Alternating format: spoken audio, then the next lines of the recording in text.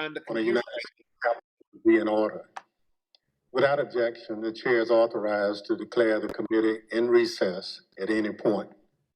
Pursuant to House Deposition Authority Regulation 10, the chair announces the committee's approval to release the deposition material presented during this hearing. Good afternoon. In our hearings over the previous weeks, the Select Committee has laid out the details of a multi-part pressure campaign driven by the former president aimed at overturning the results of the 2020 presidential election and blocking the transfer of power. We've shown that this effort was based on a lie that the election was stolen, tainted by widespread fraud, Donald Trump's big lie.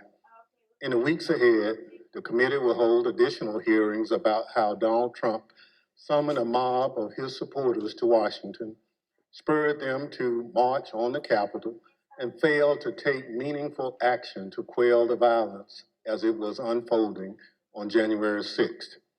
However, in recent days, the Select Committee has obtained new information dealing with what was going on in the White House on January 6th and in the days prior.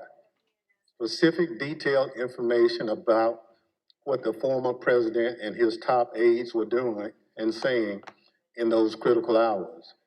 First-hand details of what transpired in the office of the White House Chief of Staff, just steps from the Oval Office as the threats of violence became clear, and indeed, violence ultimately descended on the Capitol in the attack on American democracy.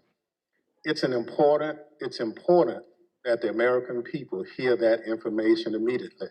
That's why, in consultation with the Vice Chair, I recalled the committee for today's hearing. As you've seen and heard in our earlier hearings, the Select Committee has developed a massive body of evidence thanks to the many hundreds of witnesses who have voluntarily provided information relevant to our investigation. It hasn't always been easy to get that information because the same people who drove the former president's pressure campaign to overturn the election are now trying to cover up the truth about January 6th. But thanks to the courage of certain individuals, the truth won't be buried. The American people won't be left in the dark. Our witness today, Ms. Cassie Hutchinson, has embodied that courage. I won't get into a lot of detail about Ms. Hutchinson's testimony will show. I'll allow her words to speak for themselves, and I hope everyone at home will listen very closely. First, I'll recognize our distinguished Vice Chair, Ms. Cheney of Wyoming, for any opening statements she'd care to offer. Thank you very much, Mr. Chairman. In our first 5 hearings, the committee has heard from a significant number of Republicans, including former Trump administration Justice Department officials, Trump campaign officials, several members of President Trump's White House staff, a prominent conservative judge, and several others. Today's witness, Ms. Cassidy Hutchinson, is another Republican and another former member of President Trump's White House staff. Certain of us in the House of Representatives recall that Ms. Hutchinson once worked for House Republican Whip Steve Scalise, but she is also a familiar face on Capitol Hill because she held a prominent role in the White House Legislative Affairs Office and later was the principal aide to President Trump's Chief of Staff, Mark Meadows. Ms. Hutchinson has spent considerable time up here on Capitol Hill representing the Trump administration, and we welcome her back. Up until now, our hearings have each been organized to address specific elements of President Trump's plan to overturn the 2020 election. Today, we are departing somewhat from that model because Ms. Hutchinson's testimony touches on several important and cross-cutting topics that are relevant to each of our future hearings. In her role working for the White House Chief of Staff, Ms. Hutchinson handled a vast number of sensitive issues. She worked in the West Wing, several steps down the hall from the Oval Office. Ms. Hutchinson spoke daily with members of Congress, with high-ranking officials in the administration, with senior White House staff, including Mr. Meadows, with White House counsel, lawyers, and with Mr. Tony Ornato, who served as the White House Deputy Chief of Staff. She also worked on a daily basis with members of the Secret Service who were posted in the White House. In short, Ms. Hutchinson was in a position to know a great deal about the happenings in the Trump White House. Ms. Hutchinson has already sat for 4 videotaped interviews with committee investigators, and we thank her very much for her cooperation and for her courage. We will cover certain, but not all relevant topics within Ms. Hutchinson's knowledge today. Again, our future hearings will supply greater detail, putting the testimony today in a broader and more complete context.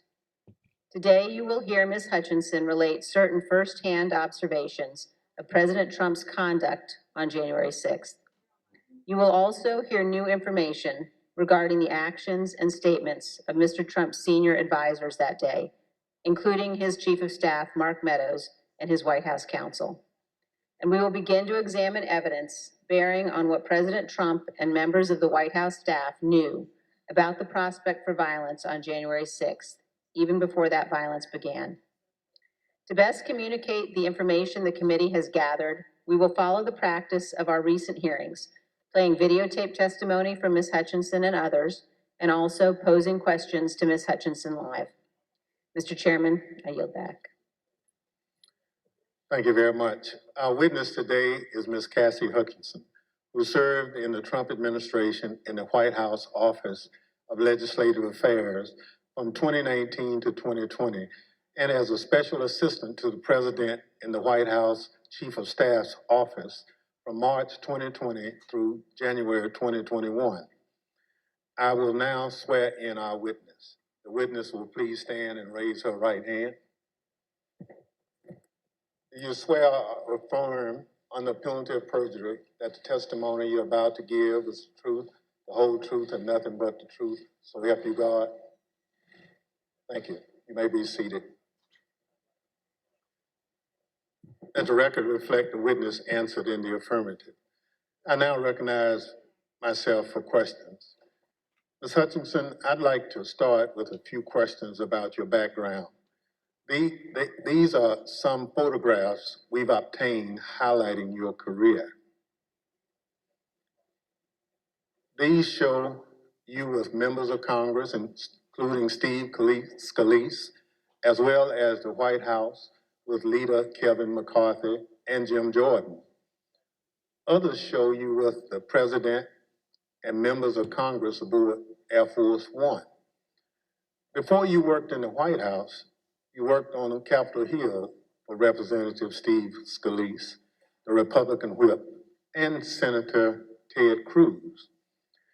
And then in 2019, you moved to the White House and served there until the end of the Trump administration in 2020. When you started at the White House, you served in the Office of Legislative Affairs.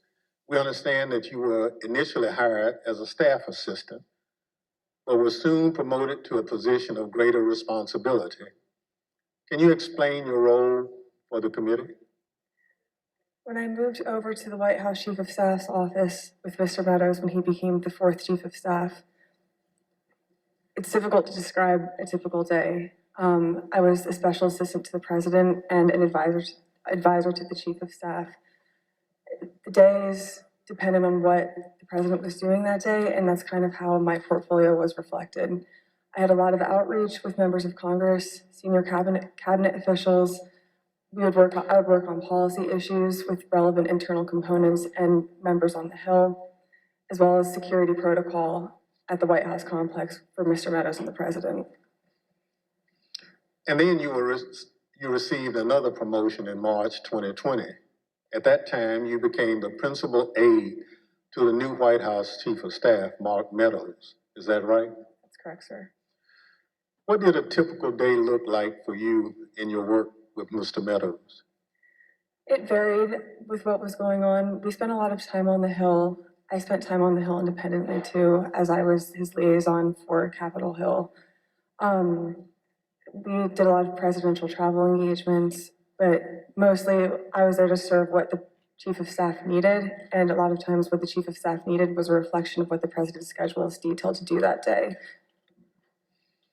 So is it fair to say that you spoke regularly in your position, both with members of Congress and with senior members of the Trump administration? That's correct. That's a fair assessment, sir. And would you say that in your work with Mr. Meadows, you are typically in contact with him and others in the White House throughout the day? That's correct, sir. Mr. Meadows and I were in contact almost pretty much throughout every day, consistently. Although so much of grave importance happens in the West Wing of the White House, it's quite a small building. Above me on the screen, you can see a map of the first floor of the West Wing of the White House. On the right, you can see the President's Oval Office. On the left, the Chief of Staff's office suite. Within the Chief of Staff's office suite is the heart of the West Wing, was your desk, which was between the Vice President's office, Ms. Kirshner's office, and the Oval Office. Ms. Hutchinson, is this an accurate depiction of where you were located? It's accurate. It's a lot smaller than it looks. Absolutely. Ms. Hutchinson, this is a photo that shows the short distance between your office and the President's Oval Office. And it only takes 5 to 10 seconds or so to walk down the hall from your office to the Oval Office. Is that right? That's correct. Thank you. Pursuant to the Section 5C8 of House Resolution 503, the chair recognizes the gentlewoman from Wyoming, Ms. Cheney, for questions. Thank you very much, Mr. Chairman. Mr. Chairman, we will begin today with an exchange that first provided Ms. Hutchinson a tangible sense of the ongoing planning for the events of January 6th. On January 2nd, 4 days before the attack on our Capitol, President Trump's lead lawyer, Mr. Giuliani, was meeting with White House Chief of Staff Mark Meadows and others. Ms. Hutchinson, do you remember Mr. Giuliani meeting with Mr. Meadows on January 2nd, 2021? I do. He met with Mr. Meadows in the evening of January 2nd, 2021. And we understand that you walked Mr. Giuliani out of the White House that night, and he talked to you about January 6th. What do you remember him saying? As Mr. Giuliani and I were walking to his vehicles that evening, he looked at me and said something to the effect of, "Cass, are you excited for the 6th? It's going to be a great day." I remember looking at him saying, "Rudy, could you explain what's happening on the 6th? He had responded something to the effect of, "We're going to the Capitol. It's going to be great. The president's going to be there. He's going to look powerful. He's going to be with the members. He's going to be with the senators. Talk to the chief about it. Talk to the chief about it. He knows about it." And did you go back then up to the West Wing and tell Mr. Meadows about your conversation with Mr. Giuliani? I did. After Mr. Giuliani had left the campus that evening, I went back up to our office and I found Mr. Meadows in his office on the couch. He was scrolling through his phone. I remember leaning against the doorway and saying, "I had an interesting conversation with Rudy, Mark. Sounds like we're going to go to the Capitol." He didn't look up from his phone and said something to the effect of, "There's a lot going on, Cass, but I don't know. Things might get real bad on January 6th. Ms. Hutchinson, Mr. Meadows is engaged in litigation with the committee to try to avoid testifying here. What was your reaction when he said to you things might get real bad? In the days before January 2nd, I was apprehensive about the 6th. I had heard general plans for a rally. I had heard tentative movements to potentially go to the Capitol. But when hearing Rudy's take on January 6th and then Mark's response, that evening was the first moment that I remember feeling scared and nervous for what could happen on January 6th. And I had a deeper concern for what was happening with the planning aspects of it. Thank you, Ms. Hutchinson. Today, we're going to be focusing primarily on the events of January 5th and 6th at the White House. But to begin and to frame the discussion, I want to talk about a conversation that you had with Mr. John Ratcliffe, the Director of National Intelligence, and you had this conversation in December of 2020. Mr. Ratcliffe was nominated by President Trump to oversee U.S. intelligence, our U.S. intelligence community, and before his appointment, Mr. Ratcliffe was a Republican member of Congress. As you will see on this clip, Director Ratcliffe's comments in December of 2020 were prescient. My understanding was Director Ratcliffe didn't want much to do with the post-election period. Director Ratcliffe felt that it wasn't something that the White House should be pursuing. It felt it was dangerous for the president's legacy. He had expressed to me that he was concerned that it could spiral out of control and potentially be dangerous, either for our democracy or the way that things were going for the six. When you say it wasn't something the White House should be pursuing, what's the it? Trying to fight the results of the election, finding missing ballots, pressuring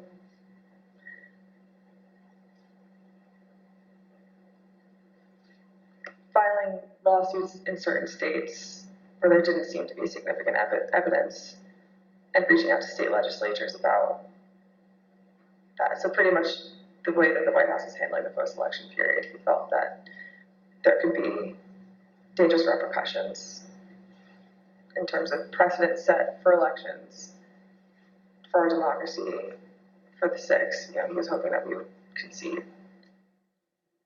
So, Ms. Hutchinson, now we're going to turn to certain information that was available before January 4th and what the Trump administration and the president knew about the potential for violence before January 6th. On the screen, you will see an email received by Acting Deputy Attorney General Donahue on January 4th from the National Security Division of the Department of Justice. Mr. Donahue testified in our hearings last week. The email identifies apparent planning by those coming to Washington on January 6th to, quote, occupy federal buildings, and discussions of, quote, invading the Capitol building. Here's what Mr. Donahue said to us. And we knew that if you have tens of thousands of very obsessive people showing up in Washington, D.C., that there was potential for violence. U.S. Secret Service was looking at similar information and watching the planned demonstrations. In fact, their intelligence division sent several emails to White House personnel, like Deputy Chief of Staff Tony Ornato and the head of the President's Protective Detail, Robert Engel, including certain materials listing events like those on the screen. The White House continued to receive updates about planned demonstrations, including information regarding the Proud Boys organizing and planning to attend events on January 6th. Although Ms. Hutchinson has no detailed knowledge of any planning involving the Proud Boys for January 6th, she did note this. I recall hearing the word Oath Keeper and hearing the word Proud Boys closer to the planning of the January 6th rally when Mr. Giuliani would be around. On January 3rd, the Capitol Police issued a special event assessment.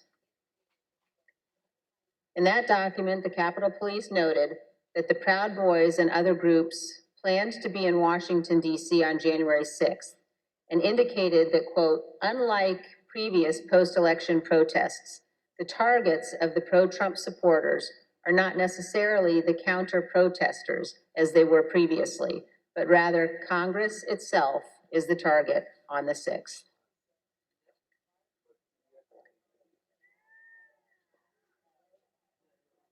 Of course, we all know now that the Proud Boys showed up on January 6th, marched from the Washington Monument to the Capitol that day, and led the riotous mob to invade and occupy our Capitol. Ms. Hutchinson, I want to play you a clip of one of our meetings when you described a call on January 4th that you received from National Security Advisor Robert O'Brien. on the same topic, potential violence on January 6th. I received a call from Robert O'Brien, the National Security Advisor. He had asked if he could speak with Mr. Meadows about potential words of violence that he was hearing that were potentially going to happen on the Hill on January 6th. I had asked if he had connected with Tony Ornato because Tony Ornato had a conversation with Mark about that topic. Robert had said, I'll talk to Tony, and then, I don't know if Robert ever connected with Mark about the issue. Ms. Hutchinson, can you describe for us Mr. Ornato's responsibilities as Deputy Chief of Staff? The Deputy Chief of Staff position at the White House for operations is arguably one of the most important positions that somebody can hold. They're in charge of all security protocol for the campus and all presidential protectees, primarily the president and the first family, but anything that requires security for any individual that has presidential protection, so the chief of staff or the national security advisor, as well as the vice president's team too. Tony would oversee all of that, and he was the conduit for security protocol between White House staff and the United States Secret Service. Thank you. And you also described a brief meeting between Mr. Ornato and Mr. Meadows on the potential for violence.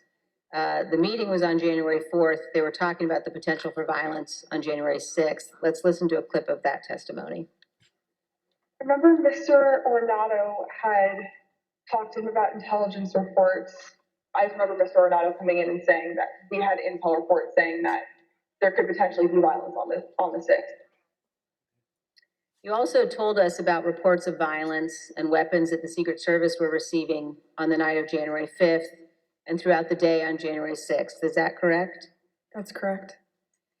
There are reports that police in Washington, D.C. had arrested several people with firearms or ammunition following a separate pro-Trump rally in Freedom Plaza on the evening of January 5th. Are those some of the reports that you recall hearing about? They are. Of course, the world now knows that the people who attacked the Capitol on January 6th had many different types of weapons. When a president speaks, the Secret Service typically requires those attending to pass through metal detectors, known as magnetometers, or MAGs for short. The Select Committee has learned that people who willingly entered the enclosed area for President Trump's speech were screened so they could attend the rally at the Ellipse. They had weapons and other items that were confiscated: pepper spray, knives, brass knuckles, tasers, body armor, gas masks, batons, blunt weapons. And those were just from the people who chose to go through the security for the president's event on the Ellipse, not the several thousand members of the crowd who refused to go through the MAGs and watched from the lawn near the Washington Monument. The Select Committee has learned about reports from outside the magnetometers and has obtained police radio transmissions identifying individuals with firearms, including AR-15s, near the Ellipse on the morning of January 6th. Let's listen. The individual was entering to be a white male, about 6 feet tall, 10-build, brown cowboy boots. He's got blue jeans and a blue jean jacket, and underneath the blue jean jacket, the complainants both saw stock with AR-15. He's gonna be with a group of individuals, about five to eight other individuals. Two of the individuals in that group at the base of the tree, near the porta potties, were wearing green fatigues, green out-dressed style fatigues, about 5'8", 5'9", skinny white males, brown cowboy boots. They had Glock-style pistols in their waistband. 8736 with the message that subject, weapon on his right hip. Right leg is in the tree. Motor 1, make sure BPD knows they have an elevated threat in the tree south side of Constitution Avenue. Look for the Don't Tread on Me flag, American flag face mask, cowboy boots, weapon on the right side hip. We got 3 men walking down the street in fatigue was carrying AR-15, copy at 14th and Independence.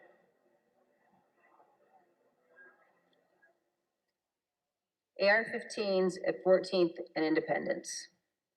As you saw in those emails, the first report that we showed, we now know was sent in the 8 o'clock hour on January 6th. This talked about people in the crowd wearing ballistic helmets and body armor, carrying radio equipment and military-grade backpacks. The second report we showed you on the screen was sent by the Secret Service in the 11 a.m. hour, and it addressed reports of a man with a rifle near the ellipse. Ms. Hutchinson, in prior testimony, you described for us a meeting in the White House around 10 a.m. in the morning of January 6th, involving Chief of Staff Meadows and Tony Ornato. Were you in that meeting? I was. Let's listen to your testimony about that meeting, and then we'll have some questions. I think the last time we talked, you mentioned that some of the weapons that people had at the rally included flagpoles, oversized sticks or flagpoles, bear spray. Is there anything else that you recall hearing about that the people who would gather on the ellipse had? I recall Tony and I having a conversation with Mark probably around 10 a.m., 10:15 a.m., where I remember Tony mentioning knives, guns in the form of pistols and rifles, bear spray, body armor, spears, and flagpoles. Spears were one item, flagpoles were one item, and then Tony had relayed to me something to the effect of, and these effing people are fastening spears onto the ends of flagpoles. Ms. Hutchinson, here's a clip of your testimony regarding Mr. Meadows' response to learning that the rally attendees were armed that day. What was Mark's reaction, Mr. Meadows' reaction to this list of weapons that people had in the crowd? When Tony and I went in to talk to Mark that morning, Mark was sitting on his couch and on his phone, which was something typical. And I remember Tony just got right into it. I was like, sorry, I just want to let you know, and informed him, like, this is how many people we have outside the mags right now. These are the weapons that we're known to have. It's possible he listed more weapons off that I just don't recall. And gave him a brief and concise explanation, but also fairly thorough. And I remember distinctly Mark not looking up from his phone. And I remember Tony finishing his explanation and it taking a few seconds for Mark to say his name, to the point where I almost said, Mark, did you hear him? And then Mark chimed in and was like, all right, anything else? Still looking down at his phone. And Tony looked at me and I looked at Tony and Tony said, no, sir, do you have any questions? It's like, what are you hearing? And I looked at Tony and I was like, sir, he just told you about what was happening down at the rallies. And he said, yeah, I know. And then he looked up and said, have you talked to the president? And Tony said, yes, sir, he's aware too. And he said, all right, good. He asked Tony if Tony had informed the president. Yes. And Tony said, yes, he had.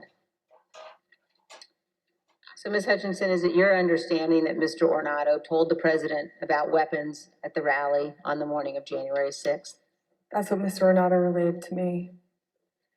And here's how you characterize Mr. Meadows' general response when people raised concerns about what could happen on January 6th. So at the time, in the days leading up to the 6th, there were lots of public reports about how things might go bad on the 6th, and even the potential for violence. If I'm hearing you correctly, what stands out to you is that Mr. Meadows did not share those concerns, or at least did not act on those concerns? Did not act on those concerns would be accurate. But other people raised them to him, like in this exchange, you mentioned that Mr. Ornato pulled them aside. That's correct. Ms. Hutchinson, we're going to show now an exchange of texts between you and Deputy Chief of Staff Ornato. And these text messages were exchanged while you were at the ellipse. In one text, you write, but the crowd looks good from this vantage point as long as we get the shot. He was effing furious.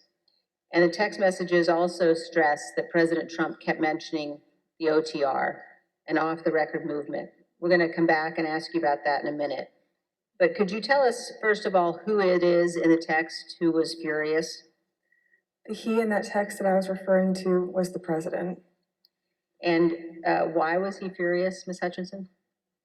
He was furious because he wanted the arena that we had on the ellipse to be maxed out at capacity for all attendees. The advance team had relayed to him that the mags were free-flowing. Everybody who wanted to come in had already come in, but he still was angry about the extra space and wanted more people to come in. And did you go to the rally in the presidential motorcade? I was there, yes, in the motorcade. And were you backstage with the president and other members of his staff and family? I was. And you told us, Ms. Hutchinson, about particular comments that you heard while you were in the tent area. When we were in the offstage announce area tent behind the stage, he was very concerned about the shot, meaning the photograph that we would get, because the rally space wasn't full. One of the reasons, which I previously stated, was because he wanted it to be full and for people to not feel excluded because they'd come far to watch him at the rally. And he felt the mags were at fault for not letting everybody in. But another leading reason, and likely the primary reason, is because he wanted it full and he was angry that we weren't letting people through the mags with weapons, what the Secret Service deemed as weapons and our weapons. But when we were in the offstage announce tent, I was part of a conversation. I was in the vicinity of a conversation where I overheard the president say something to the effect of, you know, I don't effing care that they have weapons. They're not here to hurt me. Take the effing mags away. Let my people in. They can march to the Capitol from here. Let the people in. Take the effing mags away. Just to be clear, Ms. Hutchinson, is it your understanding that the president wanted to take the mags away and said that the armed individuals were not there to hurt him? That's a fair assessment. The issue wasn't with the amount of space available in the official rally area only, but instead that people did not want to have to go through the mags. Let's listen to a portion of what you told us about that. In this particular instance, it wasn't the capacity of our space, it was the mags and the people that didn't want to come through. And that's what Tony had been trying to relay to him that morning. You know, it's not the issues that we encountered on the campaign. We have enough space, or they don't want to come in right now. They have weapons they don't want confiscated by the Secret Service, and they're fine on the mall. They can see you on the mall, and they want to march straight to the Capitol from the mall. The president apparently wanted all attendees inside the official rally space and repeatedly said, quote, "They're not here to hurt me." And just to be clear, so he was told again in that conversation, or was he told again in that conversation, that people couldn't come through the mags because they had weapons? Correct. And that people, and his response was to say they can march to the Capitol from the ellipse. Something to the effect of, take the effing mags away. They're not here to hurt me. Let them in. Let my people in. They can march to the Capitol after the rally's over. They can march from the ellipse. Take the effing mags away. Then they can march to the Capitol. Ms. Hutchinson, what we saw when those clips were playing were photos provided by the National Archives showing the president in the offstage tent before his speech on the ellipse. You were in some of those photos as well. And I just want to confirm that that is when you heard the president say the people with weapons weren't there to hurt him and that he wanted the Secret Service to remove the magnetometers. That's correct. In the photos that you displayed, we were standing towards the front of the tent with the TVs, really close to where he would walk out to go onto the stage. These conversations happened 2 to 3 minutes before he took the stage that morning. Let's reflect on that for a moment. President Trump was aware that a number of the individuals in the crowd had weapons and were wearing body armor. And here's what President Trump instructed the crowd to do. We're going to walk down, and I'll be there with you. We're going to walk down. We're going to walk down anyone you want, but I think right here, we're going to walk down to the Capitol. And the crowd, as we know, did proceed to the Capitol. It soon became apparent to the Secret Service including the Secret Service teams in the crowd, along with White House staff, that security at the Capitol would not be sufficient? I had 2 or 3 phone conversations with Mr. Ornato when we were at the Ellipse, and then I had 4 men on Mr. Meadows' detail with me in between those individuals and then a few other bodies on the ground, just Secret Service doing advance. They were getting notifications through their radios, and Mr. Ornato in one phone conversation had called me and said, make sure the chief knows that they're getting close to the Capitol. It's they're having trouble stacking bodies. And Ms. Hutchinson, when you said they were having trouble stacking bodies, did you mean that law enforcement at the Capitol needed more people to defend the Capitol from the rioters? It was becoming clear to us and to the Secret Service that Capitol Police officers were getting overrun at the security barricades outside of the Capitol building, and they were short people to defend the building against the rioters. And you mentioned that Mr. Ornato was conveying this to you because he wanted you to tell Mr. Meadows. So did you tell Mr. Meadows that people were getting closer to the Capitol and that Capitol Police was having difficulty? After I had the conversation with Mr. Meadows, after I had the conversation with Mr. Ornato, I went to have the discussion with Mr. Meadows. He was in a secure vehicle at the time making a call. So when I had gone over to the car, I went to open the door to let him know, and he had immediately shut it. I don't know who he was speaking with. It wasn't something that he regularly did, especially when I would go over to give him information. So I was a bit taken aback, but I didn't think much of it, and thinking that I would be able to have the conversation with him a few moments later. And were you able to have that conversation a few moments later? Probably about 20 to 25 minutes later. There was another period in between where he shut the door again. And then when he finally got out of the vehicle, we had the conversation. But at that point, there was a backlog of information that he should have been made aware of. And so you opened the door to the control car and Mr. Meadows pulled it shut? That's correct. And he did that 2 times? That's correct. And when you finally were able to give Mr. Meadows the information about the violence at the Capitol, what was his reaction?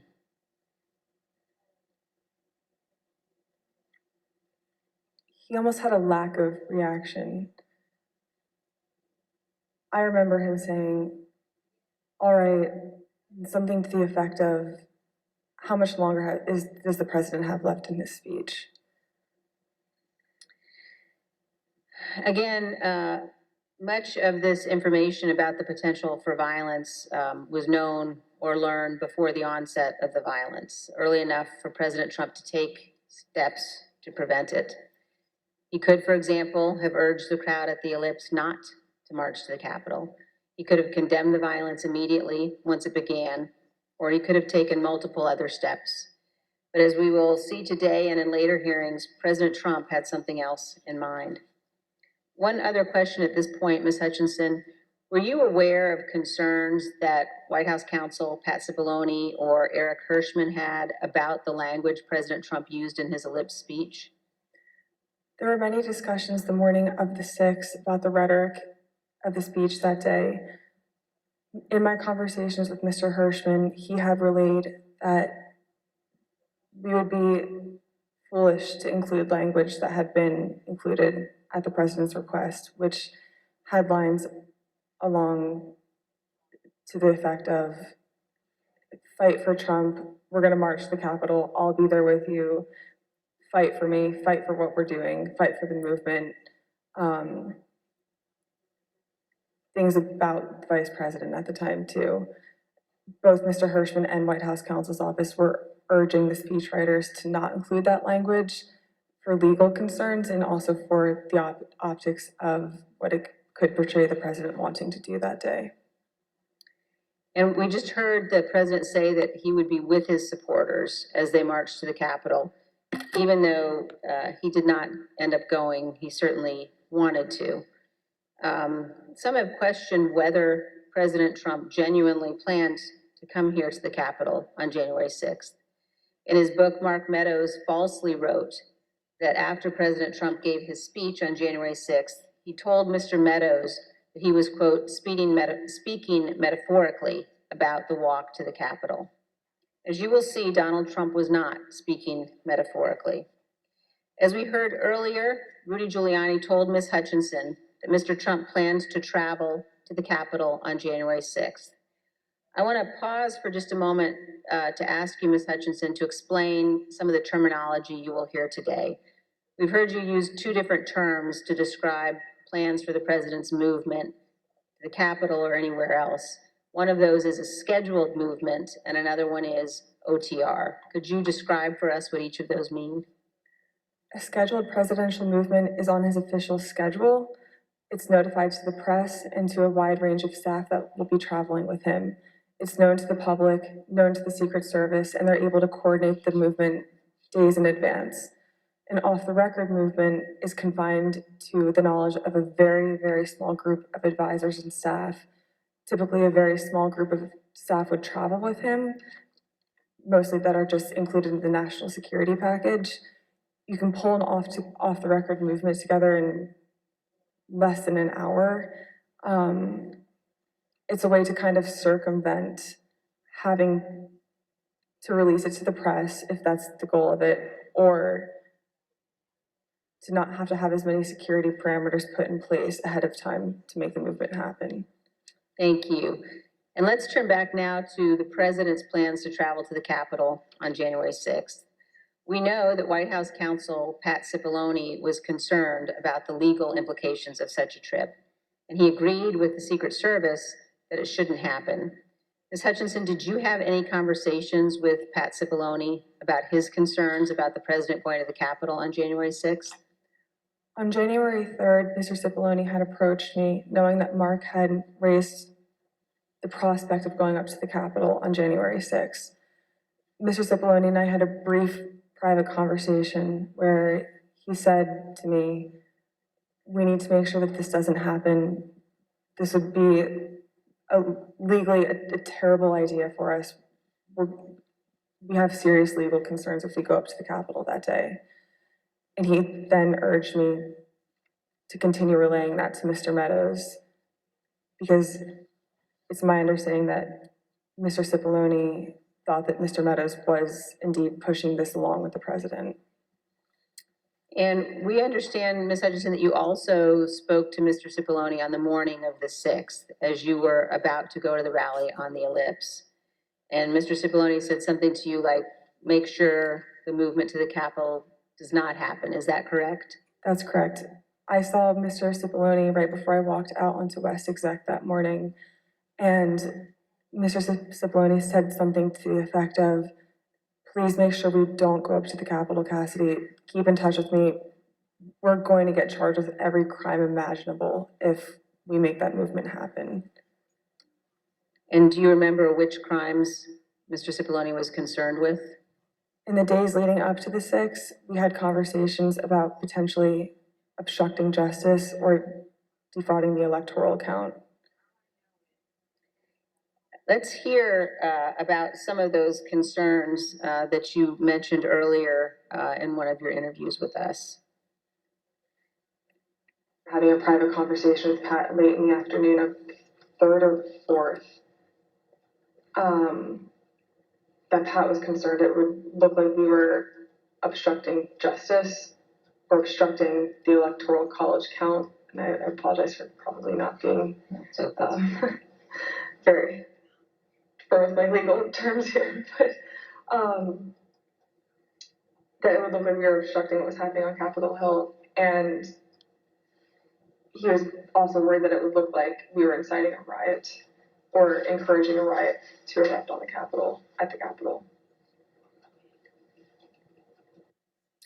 In fact, in the days before January 6th and on January 6th itself, President Trump expressed to multiple White House aides that he wanted to go to the Capitol after his speech. Here's what various White House aides have told the committee about the president's desire to go to the Capitol.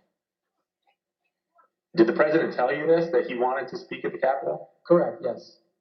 During the meeting in the dining room, did the idea of the president proceeding or walking to the Capitol on the 6th after his speech come up? Walking to the Capitol? No. Driving to the Capitol? It came up. Okay, how did it come up and what was discussed? You brought it up. You said, I want to go down to the Capitol. What about him marching to the Capitol on the 6th? Yes. Tell us about that. So it's kind of a general thing. I mean, to get into the specifics of it, I was aware of the desire of the president to potentially march to or accompany the rally attendees to the Capitol. When did you first hear about this idea of the president accompanying rally attendees to the Capitol on the 6th? This was at the 6th. This was during the, after he finished his remarks. When the president said that he would be going to the Capitol during his speech on the ellipse, the Secret Service scrambled to find a way for him to go. We know this from witnesses and the Secret Service, also from messages among staff on the President's National Security Council. The NSC staff were monitoring the situation in real time, and you can see how the situation evolved in the following chat log that the committee has obtained. As you can see, NSC staff believed that Mogul, the president, was, quote, going to the Capitol, and, quote, they are finding the best route now. From these chats, we also know the staff learned of the attack on the Capitol in real time. When President Trump left the ellipse stage at 1:10, the staff knew that rioters had invaded the inaugural stage and Capitol Police were calling for all available officers to respond. When Republican leader Kevin McCarthy heard the president say he was going to the Capitol, he called you, Ms. Hutchinson. Isn't that right? That's correct.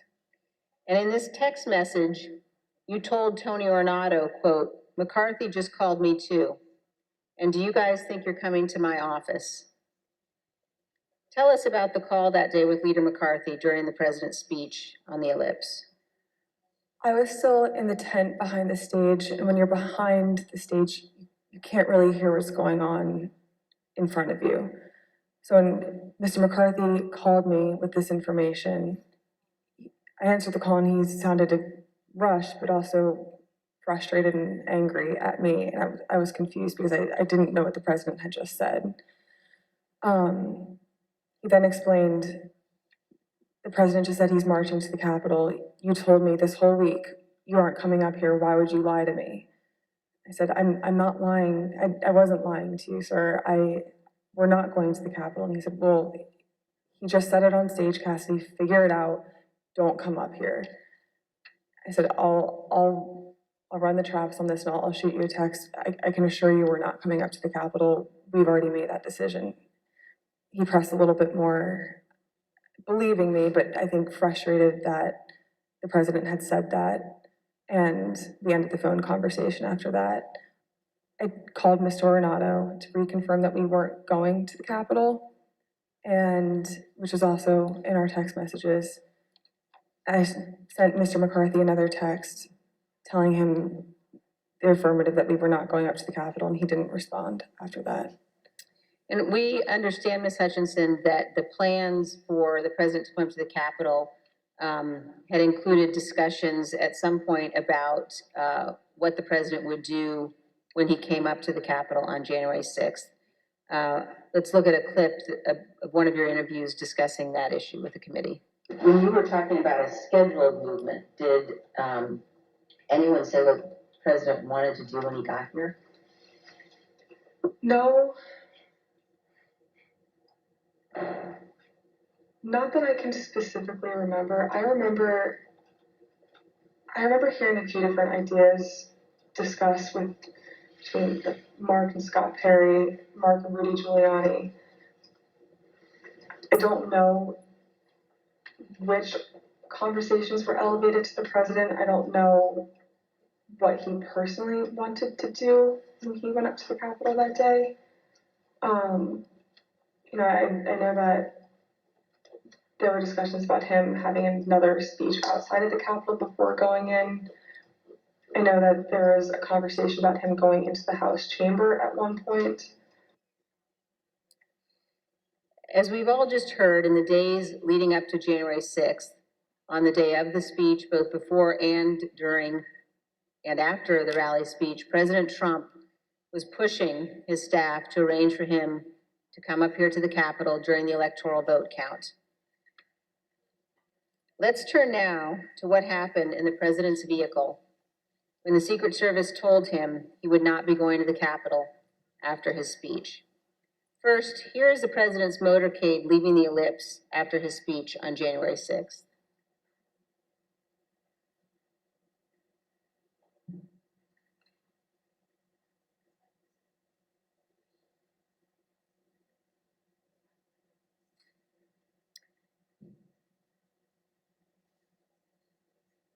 Ms. Hutchinson, when you returned to the White House in the motorcade after the president's speech, where did you go?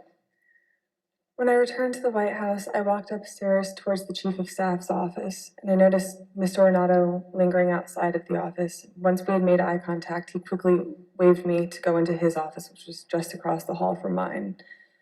When I went in, he shut the door, and I noticed Bobby Engel, who is the head of Mr. Trump's security detail, sitting in a chair, just looking somewhat discombobulated and a little lost. I looked at Tony, and he had said, "Did you effing hear what happened in the Beast?" I said, "No, Tony, I just got back. What happened?" Tony proceeded to tell me that when the president got in the Beast, he was under the impression from Mr. Meadows that the off-the-record movement to the Capitol was still possible and likely to happen, but that Bobby had more information. So once the president had gotten into the vehicle with Bobby, he thought that they were going up to the Capitol, and when Bobby had relayed to him, "We're not, we don't have the assets to do it, it's not secure, we're going back to the West Wing," the president had very strong, a very angry response to that. Tony described him as being irate. The president said something to the effect of, "I'm the effing president, take me up to the Capitol now." To which Bobby responded, "Sir, we have to go back to the West Wing." The president reached up towards the front of the vehicle to grab at the steering wheel. Mr. Engel grabbed his arm, said, "Sir, you need to take your hand off the steering wheel. We're going back to the West Wing. We're not going to the Capitol." Mr. Trump then used his free hand to lunge towards Bobby Engel. And when Mr. Ornato had recounted this story to me, he had motioned towards his clavicles. And was Mr. Engel in the room as Mr. Ornato told you this story? He was. Did Mr. Engel correct or disagree with any part of the story from Mr. Ornato? Mr. Engel did not correct or disagree with any part of the story. Did Mr. Engel or Mr. Ornato ever after that tell you that what Mr. Ornato had just said was untrue?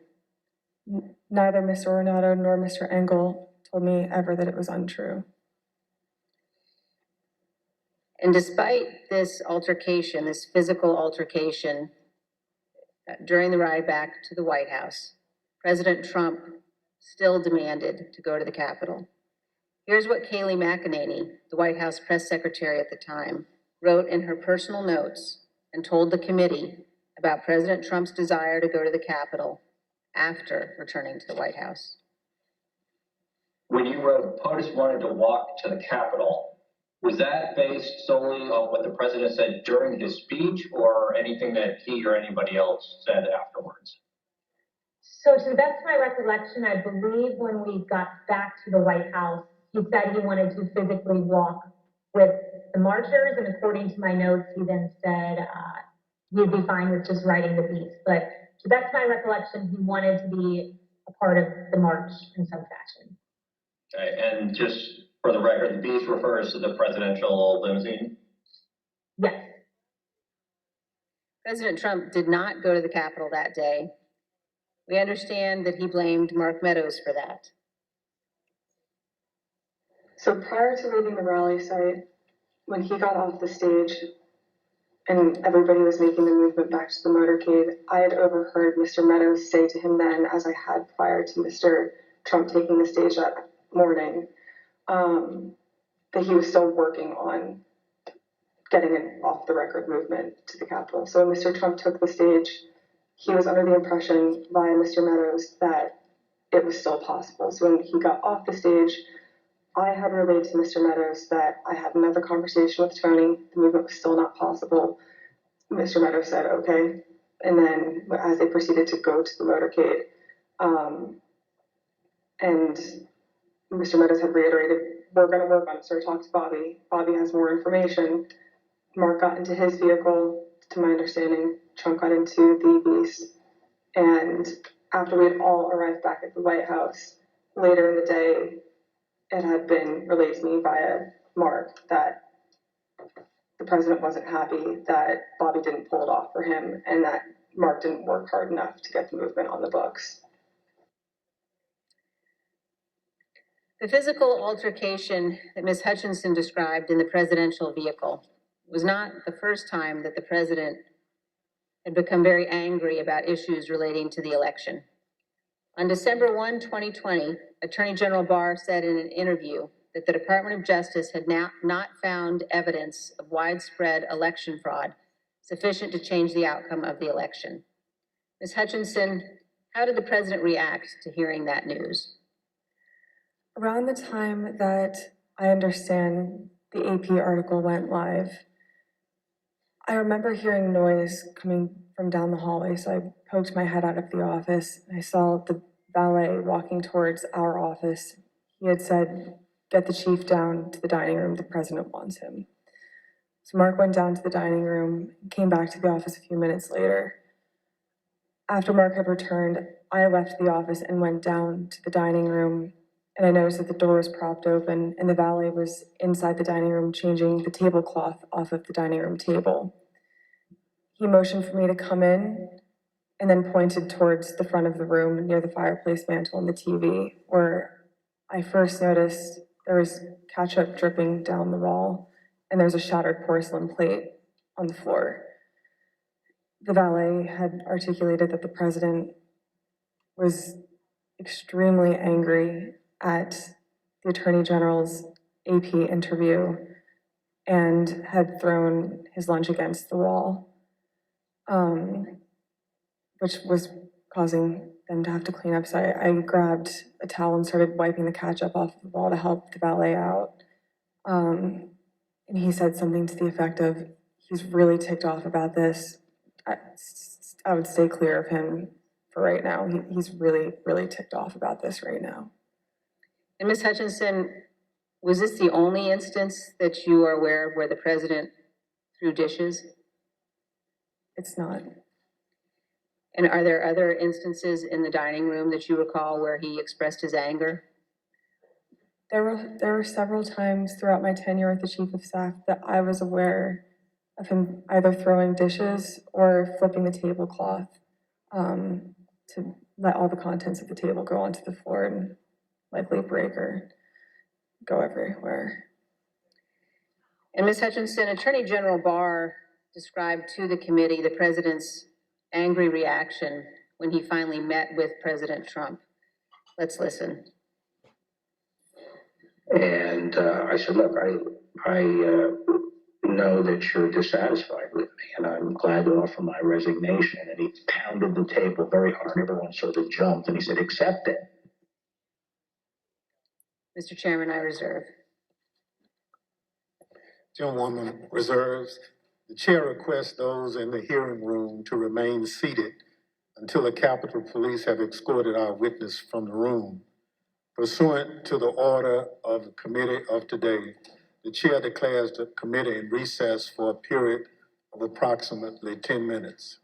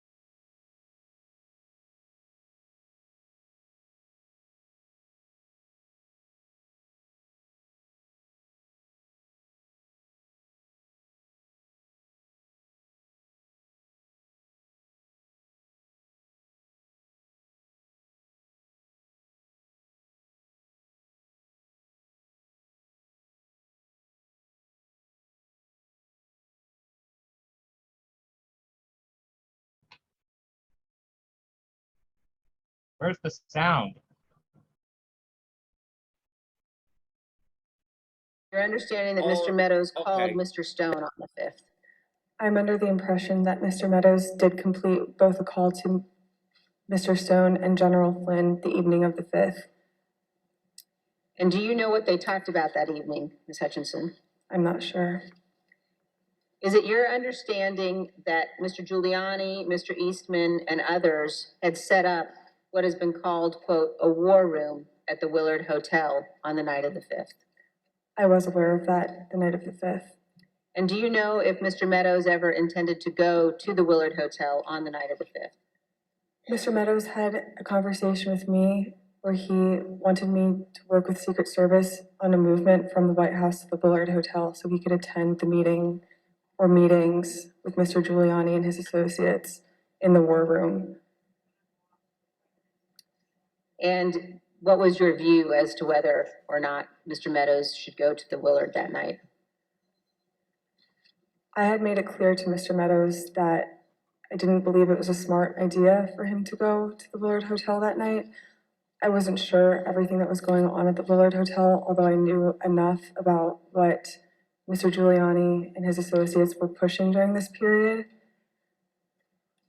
I didn't think that it was something appropriate for the White House Chief of Staff to attend or to consider involvement in. I made that clear to Mr. Meadows. Throughout the afternoon, he mentioned a few more times going up to the Willard Hotel that evening, and then eventually dropped the subject the night of the 5th and said that he would dial in instead. So General Flynn has appeared before this committee, and when he appeared before our committee, he took the 5th. Let's briefly view a clip of General Mike Flynn taking the 5th Amendment. General Flynn, do you believe the violence on January 6th was justified? Do we have? Yes.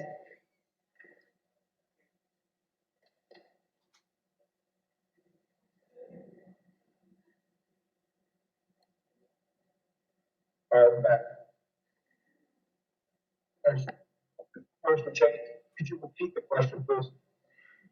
Yes, General Flynn, do you believe the violence on January 6th was justified? Is that, can I get clarification? Is that a moral question or are you asking a legal question? I'm asking both.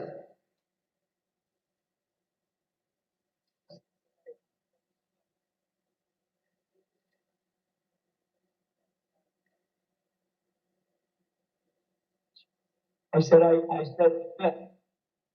Do you believe the violence on January 6th was justified morally? Take the fifth. You believe the violence on January 6th was justified legally? Fifth. General Flynn, do you believe in the peaceful transition of power in the United States of America? The fifth. Let's move on now to January 6th and the conduct of Donald Trump and Mark Meadows during the attack on the Capitol. Ms. Hutchinson, I'd like now for us to listen to a description, your description of what transpired in the West Wing during the attack. For context, in this clip, you described the time frame starting at about 2 p.m. So I remember Mark being alone in his office for quite some time, and I know we've spoken about Ben Williamson going in at one point, and I don't personally remember Ben going in. I don't doubt that he had gone in, but I remember him being alone in his office for most of the afternoon. Around 2 o'clock to 2:05, around 2 o'clock to 2:05, we were watching the TV, and I could see that the rioters were getting closer and closer to the Capitol. Mark still hadn't popped out of his office or said anything about it. So that's when I went into his office. I saw that he was sitting on his couch on his cell phone. Same as the morning where he was just kind of scrolling and typing. I had said, "Hey, are you watching the TV, Chief?" Because his TV was small and you can see it, but I didn't know if he was really paying attention. I said, "Watching the TV, Chief?" He was like, "Yeah." The rioters are getting really close. Have you talked to the president? He said, No, he wants to be alone right now. Still looking at his phone. So I start to get frustrated because, you know, I sort of felt like I was watching this is not a great comparison, but a bad car accident that was about to happen where you can't stop it, but you want to be able to do something. And I remember thinking in that moment, Mark needs to snap out of this, and I don't know how to snap him out of this, but he needs to care. And I just remember I blurted out, I said, Mark, do you know where Jim's at right now? And he looked up at me at that point and said, Jim? I said, Mark, he was on the floor a little while ago giving a floor speech. Did you listen? He said, yeah, it was real good. Did you like it? And I said, yeah. Do you know where he's at right now? He said, no, I haven't heard from him. And I said, you might want to check in with him, Mark. And I remember pointing at the TV and I said, the rioters are getting close. They might get in. And he looked at me and said something to the effect of, all right, I'll give him a call. Not long after the rioters broke into the Capitol, you described what happened with White House counsel Pat Cipollone. No more than a minute and a half later, I see Pat Cipollone barreling down the hallway towards our office and rushed right in, looked at me, said, is Mark in his office? And I said, yes. He just looked at me and started shaking his head and went over, opened Mark's office door, stood there with the door propped open, and said something to Mark is still sitting on his phone. I remember like glancing and he's still sitting on his phone. And I remember Pat saying to him something to the effect of, the rioters have gotten to the Capitol, Mark. We need to go down and see the president now. And Mark looked up at it and said, he doesn't want to do anything, Pat. And Pat said something to the effect of, and very clearly had said this to Mark, something to the effect of, Mark, something needs to be done or people are going to die and the blood's going to be on your effing hands. This is getting out of control. I'm going down there. And at that point, Mark stood up from his couch, both of his phones in his hand. He had his glasses on still. He walked out with Pat. He put both of his phones on my desk and said, let me know if Jim calls.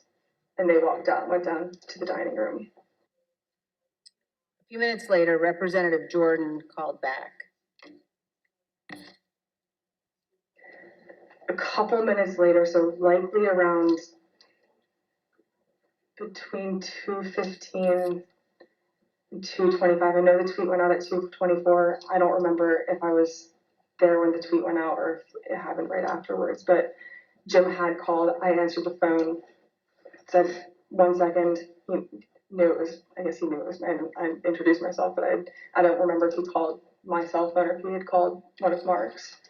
But I answered the phone and said, 1 sec, Mark's on the hall, I'm gonna go hand the phone to him. He said, okay.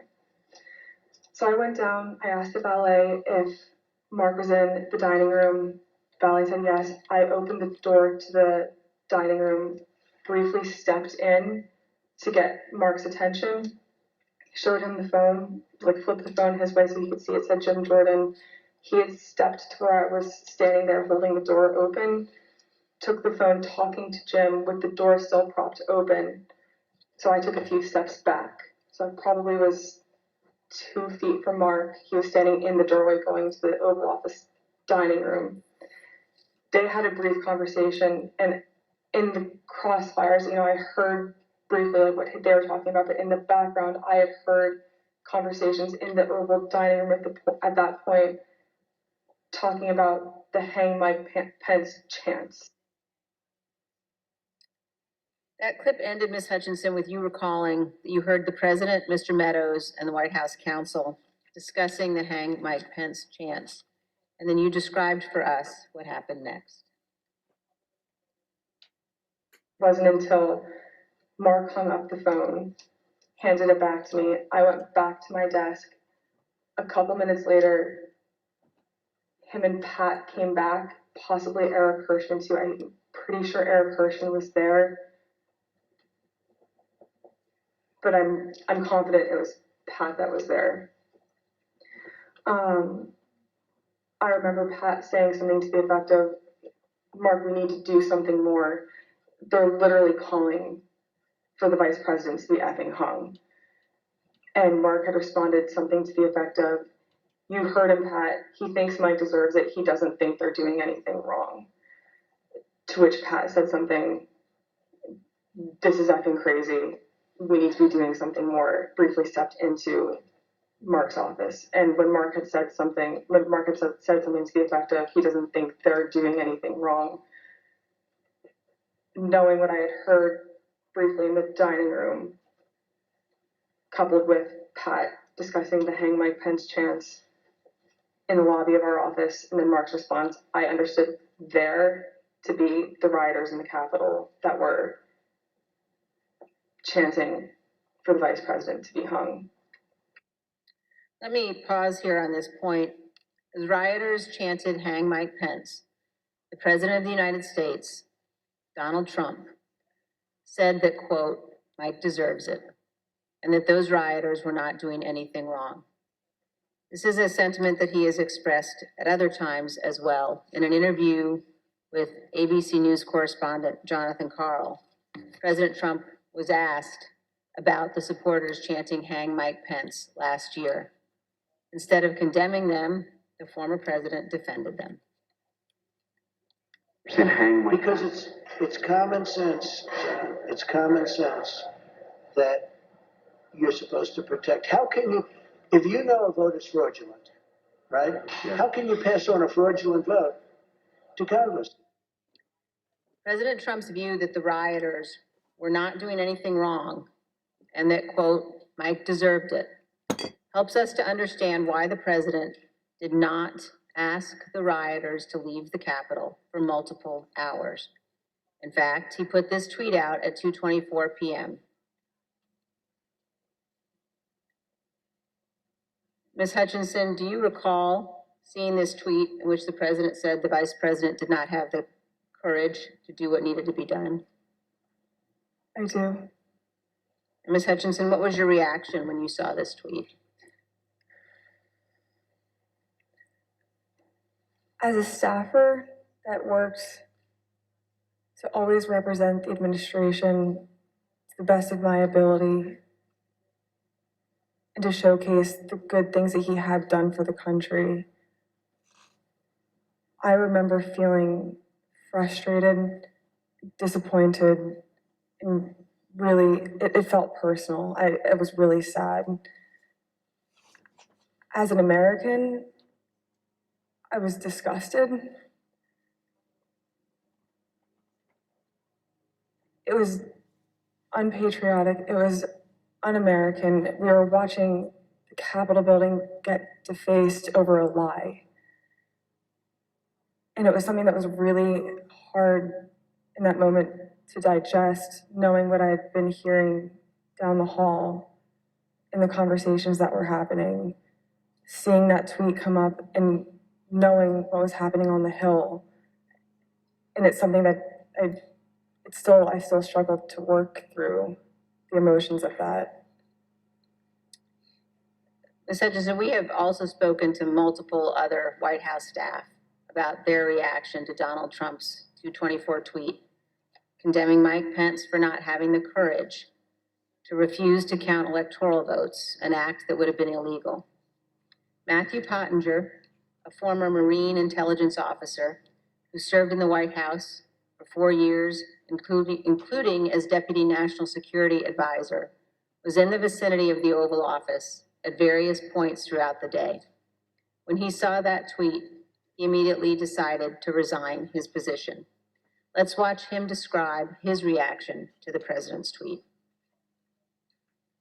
One of my staff brought me a printout of a tweet by the president. And the tweet said something to the effect that Mike Pence, the vice president, didn't have the courage to do what should have been done. I read that tweet and made a decision at that moment to resign. That's where I knew that I was leaving that day once I read that tweet. Ultimately, members of the White House staff, Sarah Matthews, cabinet members, Secretary Chow and Secretary Devos resigned as well. Here is Secretary Devos's resignation letter. As you can see, in resigning on January 6th, Secretary Devos said to the president, quote, "There's no mistaking the impact your rhetoric had on the situation, and it is the inflection point for me." Let's also look at Secretary Chow's resignation statement. When Secretary Chow resigned, she spoke of the January 6th attack, and she said, quote, "As I am sure is the case with many of you, this has deeply troubled me in a way I simply cannot set aside." Ms. Hutchinson, in our prior interviews, we've asked you about what the president's advisors were urging him to do during the attack. You've described roughly 3 different camps of thought inside the White House that day. Can you tell us about those? There was a group of individuals that were strongly urging him to take immediate and swift action. I would classify White House counsel's office, Mr. Hirschman, Ms. Ivanka Trump in that category of really working to get him to take action and pleading with him to take action. There was a more neutral group where advisors were trying to toe the line, knowing that Mr. Trump didn't necessarily want to take immediate action and condemn the riots, but knowing something needed to be done. And then there was the last group, which was deflect and blame. Let's blame Antifa. These aren't our people. It's my understanding that Mr. Meadows was in the deflect and blame category, but he did end up taking a more neutral route, knowing that there were several advisors in the president's circle urging him to take more action, which I think was reflected in the rhetoric released later that day in the videos. You told us that the White House counsel's office was in the camp encouraging the president to tell the rioters to stop the attack and to leave the Capitol. Let's listen. White House counsel's office wanted there to be a strong statement out to condemn the rioters. I'm confident in that. Now let's look at just one example of what some senior advisors to the president were urging. Ms. Hutchinson, could you look at the exhibit that we're showing on the screen now? Have you seen this note before? That's a note that I wrote at the direction of the Chief of Staff on January 6th, likely around 3 o'clock. And it's written on a Chief of Staff note card, but that's your handwriting, Ms. Hutchinson? That's my handwriting. And why did you write this note? The Chief of Staff was in a meeting with Eric Hirschman and potentially Mr. Philbin, and they had rushed out of the office fairly quickly. Mark had handed me the note card with one of his pens and started dictating a statement for the president to potentially put out. And, no, I'm sorry, go ahead. That's okay. There are 2 phrases on there, one illegal and then one without proper authority. The illegal phrase was the one that Mr. Meadows had dictated to me. Mr. Hirschman had chimed in and said, also put without legal authority. There should have been a slash between the 2 phrases. It was an or if the president had opted to put one of those statements out.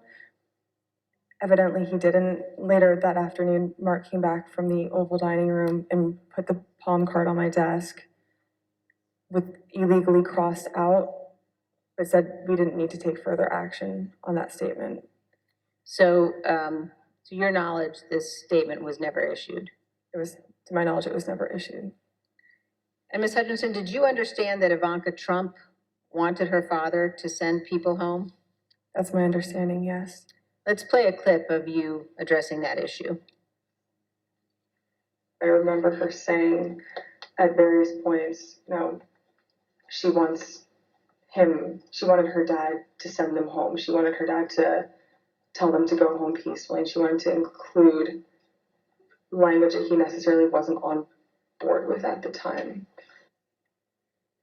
You will hear more about this at our later hearings, but we have evidence of many others imploring Donald Trump and Mark Meadows to take action. Here is some of that evidence: text messages sent to Mark Meadows during the attack. This is a text message at 2:32 from Laura Ingram. Hey, Mark, the president needs to tell people in the Capitol to go home. And the next message, this is hurting all of us. And then he's destroying his legacy and playing into every stereotype. We lose all credibility against the BLM Antifa crowd if things go south. The president's son, Don Jr., also urgently contacted Mark Meadows. At 2:53, he wrote, he's got to condemn this shit ASAP. The Capitol Police tweet is not enough. As you will see, these are just two of the numerous examples of Trump supporters and allies urging the president to tell his supporters to leave the Capitol. It would not have been hard for the president to simply walk down to the briefing room a few feet down the hall from the Oval Office. As Nora O'Donnell noted during an interview with House Republican leader Kevin McCarthy, where Leader McCarthy said he believed the attack was un-American. I want to quickly bring in Kevin McCarthy, the House Minority Leader. Leader McCarthy, do you condemn this violence? I completely condemn the violence in the Capitol. What we're currently watching unfold is un-American. I am disappointed. I'm sad. This is not what our country should look like. This is not who we are. This is not the First Amendment. This has to stop, and this has to stop now. Leader McCarthy, the President of the United States has a briefing room steps from the Oval Office. The cameras are hot 24/7, as you know. Why hasn't he walked down and said that now? I conveyed to the president what I think is best to do, and I'm hopeful the president will do it. Republican House member Mike Gallagher also implored the president to call off the attack. Mr. President, you have got to stop this. You are the only person who can call this off. Call it off. The election is over. Call it off. This is bigger than you. It's bigger than any member of Congress. It is about the United States of America, which is more important than any politician. Call it off. It's over. Despite the fact that many people close to Donald Trump were urging him to send people home, he did not do so until later, much later. At 4:17 p.m., Donald Trump finally told the rioters to go home and that he loved them. Here's a portion of the video President Trump recorded from the White House. We have to have peace. So go home. We love you. You're very special. You've seen what happens. You see the way others are treated that are so bad and so evil. I know how you feel. But go home and go home in peace. But as we will show in even greater detail in future hearings, Donald Trump was reluctant to put this message out, and he still could not bring himself to condemn the attack. Ms. Hutchinson has told us that too. The one that he put out at 4:17.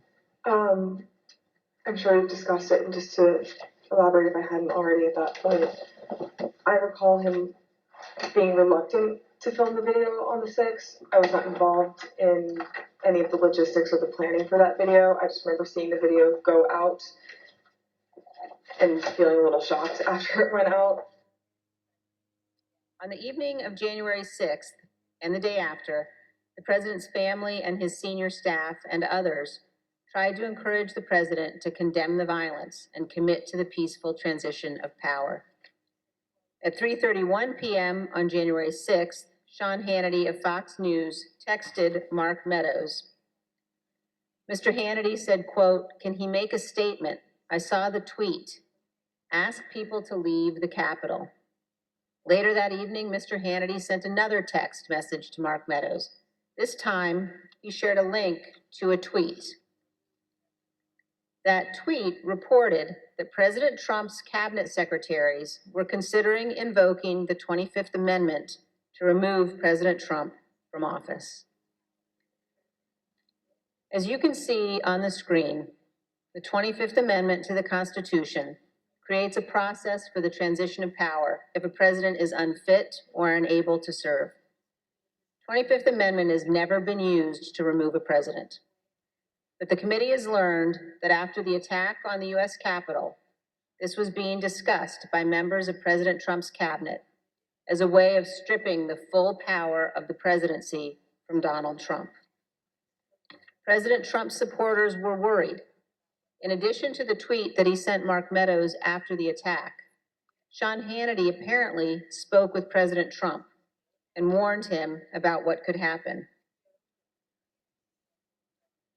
We understand that this text message that Sean Hannity sent to Kayleigh McEnany on January 7th shows what Mr. Hannity said to the president. First, no more stolen election talk. Second, impeachment and 25th Amendment are real. Many people will quit. Ms. Hutchinson, you told us that you were hearing about discussions related to the 25th Amendment. Here's part of what you said. Mr. Pompeo reached out to have the conversation with Mr. Meadows in case he hadn't heard the discussions amongst cabinet secretaries. And from what I understand, it was more of a, this is what I'm hearing. I want you to be aware of it. But I also think it's worth putting on your radar because you are the chief of staff. You're technically the boss of all the cabinet secretaries. And, you know, if conversations progress, you should be ready to take action on this. Like, I'm concerned for you and your positioning with this. Reach out to me if you have any questions or, like, I can be helpful with you at all. Inside the White House, the president's advisors, including members of his family, wanted him to deliver a speech to the country. Deputy White House counsel Pat Philbin prepared the first draft of what would be the president's remarks on national healing, delivered by a pre-taped video on January 7th. When he arrived at the White House on the 7th, Mr. Philbin believed that more needed to be said, so he sat down and started writing. He shared the draft with Pat Cipollone, who also believed the president needed to say more. Mr. Cipollone agreed with the content, as did Eric Hirschman, who reviewed the draft. The committee has learned that the president did not agree with the substance as drafted and resisted giving a speech at all. Ms. Hutchinson, do you recall discussions about the president's speech on January 7th? I do. Let's listen, Ms. Hutchinson, to what you told us about that and about the process of crafting those remarks.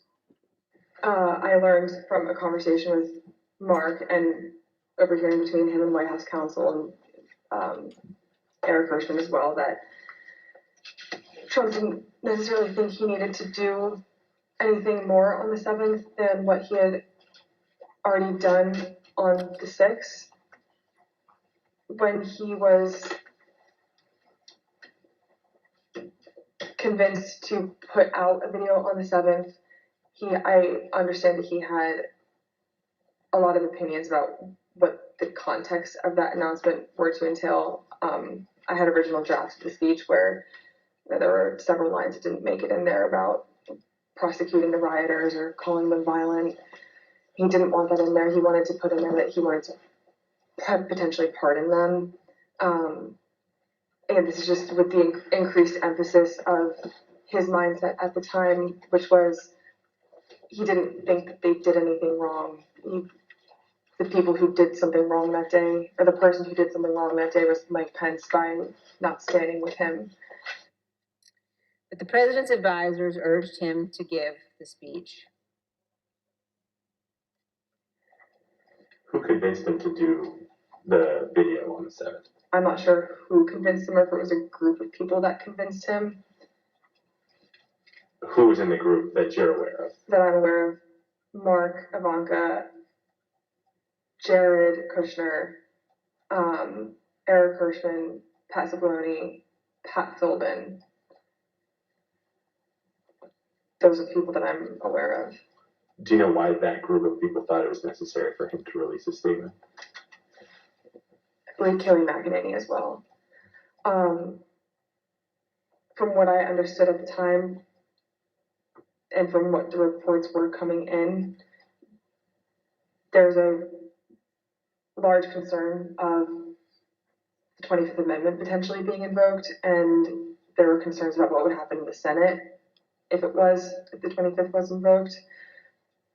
So the primary reason that I had heard, other than, we did not do enough on the 6th, we need to get a stronger message out there and condemn this. Otherwise this will be your legacy. The secondary reason to that was, think about what might happen in the final 15 days of your presidency if we don't do this. There's already talks about invoking the 25th Amendment. You need this as cover. The president ultimately delivered the remarks.